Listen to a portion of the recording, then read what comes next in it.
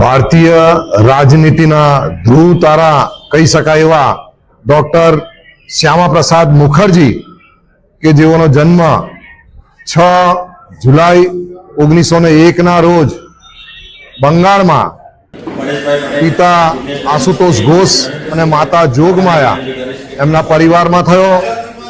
જન્મથી જ ખૂબ જ મેધાવી, પ્રભાવશાળી અને અભ્યાસમાં પણ નિપુણ એવા ડોક્ટર શ્યામા પ્રસાદ મુખર્જી કે જેઓ 1923માં સ્નાતક થયા અને 1927માં બેરિસ્ટર. એ પછી એમને જે યુનિવર્સિટીમાં જેમને અભ્યાસ કર્યો એ જ યુનિવર્સિટીમાં તેઓ કુલપતિ પણ થયા. ભારતીય રાજનીતિમાં પ્રવેશ પણ થયો એમનો. 1937માં યુનિવર્સિટીમાં જ્યારે ઉત્સવ દરમિયાન કરવામાં આવે છે આ ડોક્ટર શ્યામા પ્રસાદ મુખર્જી કે જેઓ બંગાળના ચૂંટણીમાં પણ ઝંપલાવે છે. 1929-30 કોંગ્રેસ સરકાર વખતે પણ તેઓ એક નાણામંત્રી અને એ પછી ઉદ્યોગ મંત્રી તરીકેનો પણ એમનો કાર્યકાળ હોય છે.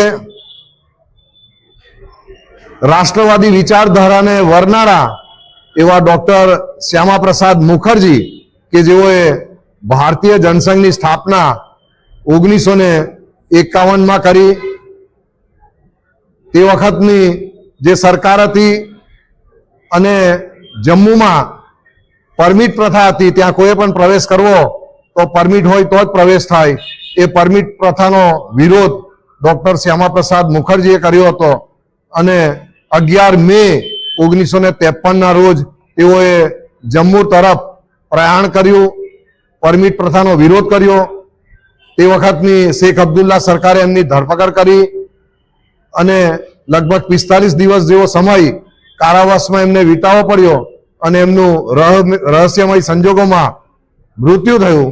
એવા શ્યામા પ્રસાદ મુખર્જી જ્યારે 125મી એમની જયંતિ ઉજવાઈ રહી છે ત્યારે આજે ભરૂચ જિલ્લા ભારતીય જનતા પાર્ટી તરફથી પણ આજના દિવસે 125મી એમની જન્મ જયંતિના ઉપલક્ષમાં આજે જિલ્લાના સૌ ભારતીય જનતા પાર્ટીના કાર્યકરો, પદાધિકારીઓ સાથે આજે 125મી જન્મ જયંતિનો કાર્યક્રમ યોજવામાં આવ્યો છે. સૌ મોટી સંખ્યામાં અહીં ઉપસ્થિત છે. ભારત માતા કી